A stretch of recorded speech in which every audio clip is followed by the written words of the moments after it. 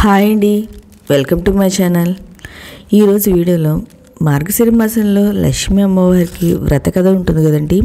ఆ వ్రత కథ ఏంటో నేను ఈ వీడియోలో అయితే తెలియజేస్తాండి. మార్గశిర మాసంలో వచ్చే గురువారం లక్ష్మీవారం నాడు చేసే ఈ పూజను మార్గశిర లక్ష్మీవారం అంటాము. సంవత్సరానికి ఒకసారి వచ్చే మార్గశిర మాసం నాడు ఈ పూజను ఆచరించడం సర్వశ్రేష్టమండి. ఈ వ్రతము లక్ష్మీదేవికి చాలా ప్రీతికరమైనదని పరాశర మహర్షి నారదుడికి తెలిపారు. మార్గశిర నెలలో లక్ష్మీ పూజ చేసుకొని ఈ వ్రతమును ఆచరించడం వల్ల రుణ సమస్యలు తొలగి శ్రేయస్సు, సంపద మరియు ఆరోగ్యం కలుగుతుందని విశ్వాసం అండి. మార్గశిర నెలలో వచ్చి అన్ని గురువారాల్లో ఉదయాన్నే నిద్ర లేచి ఇల్లు శుభ్రం చేసి తలస్నానం చేయాలి. తలకి తలంటూ కుంకుమ షాంపుతో చేరాదండి. ప్రత్యేకించి పూజ ముగిసే వరకు తలకు నూనె రాసుకొనుట, దువ్వుకొనుట చేరాదు. చక్కగా అలంకరించబడిన లక్ష్మీ అమ్మవారి యొక్క చిత్రపటం లేదా చిన్న విగ్రహంను పూజకు సిద్ధమైతే చేసుకోవాలండి. తర్వాత లక్ష్మీ పూజ మార్గశిర నెలలో అన్ని గురువారాలు చేస్తారు. కేవలం 4 గురువారాలు మాత్రమే మార్గశిర మాసంలో ఉంటాయి. కానీ లక్ష్మీ పూజ పుష్యమాసంలో వచ్చే మొదటి గురువారం కూడా ఈ పూజ చేయాలండి. అదే ఇక్కడ విశేషమండి. అలా పూజ అంతా చేసుకున్న తర్వాత అక్షింతలు అనేది చేతిలో పట్టుకొని అమ్మవారి వ్రత కథ అయితే చదువుకోవాలండి. ఆ వ్రత కథ ఏమిటో నేను ఇప్పుడైతే తెలియచేస్తానండి.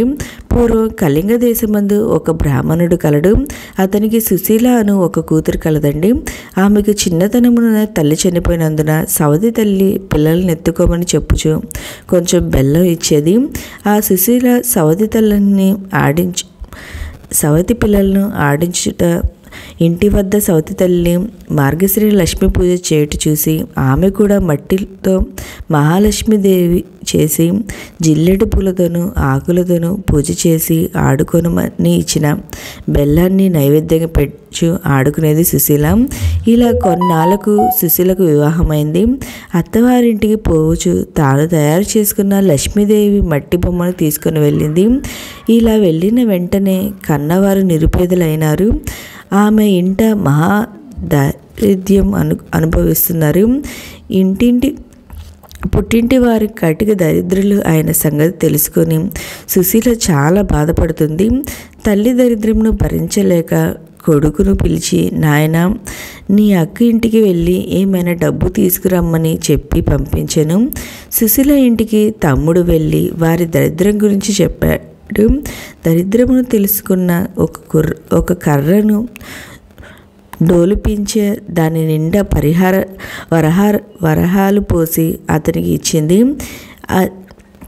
ఆ చిన్నవాడు కర్రను పట్టుకొని వెళ్తుండగా దారిలో కర్ర వదిలి వెళ్ళిపోయాడు. ఆ కర్ర ఎవరో తీసుకొని వెళ్ళిపోయారు. ఇంటికి వెళ్ళిన కొడుకును తల్లి ఏమి తెచ్చావు అని అడగగా ఏమీ తేలేదు అని చెప్పాను.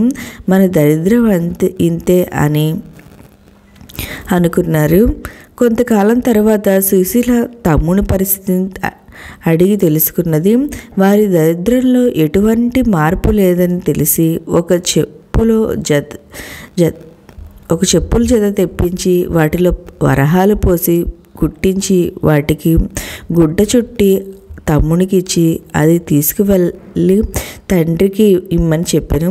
సరే అని తీసుకుని వెళ్ళి మార్గ మధ్యలో దాహం వేసి ఒక చెరువు కట్టిన చెప్పుల మూట పెట్టి నీరు తాగి వచ్చేసరికి ఎవరో వాటిని తీసుకుని పోయారు. జరిగిన విషయం తల్లికి చెప్పాడు. తల్లి జరిగిన దానికి బాధపడి మన దరిద్రం ఇలాగెందుకు ప్రార్థించిందో అనుకునేను. మరలా కొన్నాళ్ళకు కొడుకును పంపిస్తూ ఈసారి అయినా జాగ్రత్తగా తీసుకురమ్మని చెప్పాను. అక్కకు పరిస్థితి ఇదివరకు ఉన్నట్లే ఉందని చెప్పారు. అప్పుడు సుశీల ఒక గుమ్మడి పండు తెప్పించి తొలిచి దాని నిండా వరహాలు నింపి ఆ పండు అమ్మకిమని చెప్పింది. సరే అని తీసుకొని వస్తుండగా సాయం సమయంలో ఒక చెరువు వద్దకు వచ్చి దానిని గట్టు మీద ఉంచి సాయం సంధ్య వందం చేస్తూ ఉన్నాడు. ఇంతలో ఒక బాటసారి పండు బాగుందని పట్టుకొని వెళ్ళిపోయారు. ఆ కుర్రవాడు గట్టు మీదకి వచ్చి పండు వెతకగా పండు లేదు.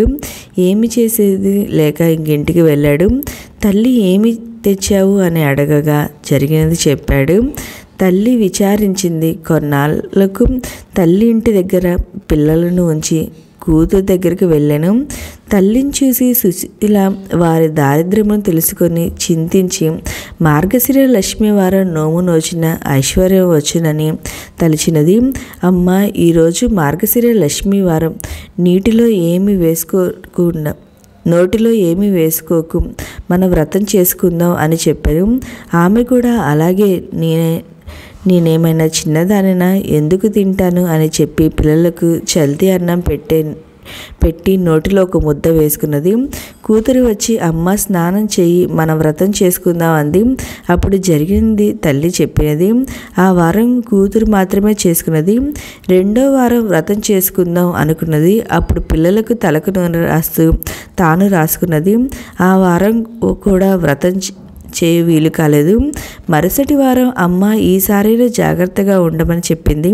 పిల్లలకు తల దువ్వుతూ ఆమె తల దువ్వుకొని వ్రతం చేయలేకపోయినది. కూతురు మాత్రమే చేసుకున్నది. 4వ వారం ఈసారైనా చాలా జాగ్రత్తగా ఉండమ్మా అని చెప్పి సుశీల తల్లి ఏ పని చేయకుండా ఉండకూడదని ఒక గదిలో కూర్చోబెట్టింది. పని అయిన తర్వాత అమ్మని తీసుకుని వచ్చి స్నానం చేస్తే పూజ చేసుకుందామని పిలువగా తల్లి పిల్లలు అరటిపండు తిని నేను కూర్చున్న చోట అరటి తోలు వేశారు, నేను తోచక అది తిన్నా అని చెప్పింది. అయ్యో అని తలచి కూతురు పూజ చేసుకుంది. 5వ వారం మార్గశిర లక్ష్మీ వారం, వ్రతం ఆఖరి వారం. ఇప్పుడు సుశీల తల్లిని తన కొంగుకు కట్టుకొని పని పూర్తి చేసుకొని తల్లిచే స్నానం చేయించి వ్రతం చేయించింది. పూర్ణ కుడుములు తల్లిచే నైవేద్యంగా పెట్టించింది. కానీ మహాలక్ష్మి దూరంగా వెళ్ళిపోయినది. ఏమి అమ్మ అలా వెళ్ళిపోతున్నావు అని అడుగగా, నీ చిన్నతనంలో నువ్వు బొమ్మలతో ఆడుకుంటే మీ అమ్మ చీపురుతో కొట్టింది, అందుకే అని చెప్పింది. అప్పుడు తన తల్లి చేసిన దానికి క్షమించమని ప్రార్థించింది. మళ్ళీ నీ తల్లిచే వ్రతం చేయించమని అదృశ్యం అయిపోయినది మహాలక్ష్మి. సరే అని మొదటి వారం పులగం, 2వ వారం అట్లు తిమ్మనం, 3వ వారం అప్పాలు పరమాన్నము, 4వ వారం చిత్రాన్నం గారెలు, పుష్యమాసంలో మొదటి వారంలో పూర్ణ కుడుములు వడ్డించి తల్లిచే నోము చేయించింది. కదా అక్షింతలు తల మీద వేసుకున్నారు. అప్పటి నుండి ఆమెకు సకల సంపదలు కలిగి అంత్యమందున విష్ణులోకమునకు వెళ్ళెను. కథలోపమైనను వ్రతలోపము కారాదు, భక్తి తప్పినను ఫలము తప్పదు. ఈ విధంగా మార్గశిర లక్ష్మీ వారం పూజ అయితే చేసుకొని అక్షింతలను తలపైన వేసుకోవాలి కథ చదువుకొని. ఓకే అండి, మీకు ఈ వీడియో నచ్చితే లైక్ చేయండి, మీ ఫ్రెండ్స్ అండ్ ఫ్యామిలీ మెంబర్కి షేర్ చేయండి. ప్లీజ్ సబ్స్క్రైబ్ చేసుకోండి. Thank you for watching.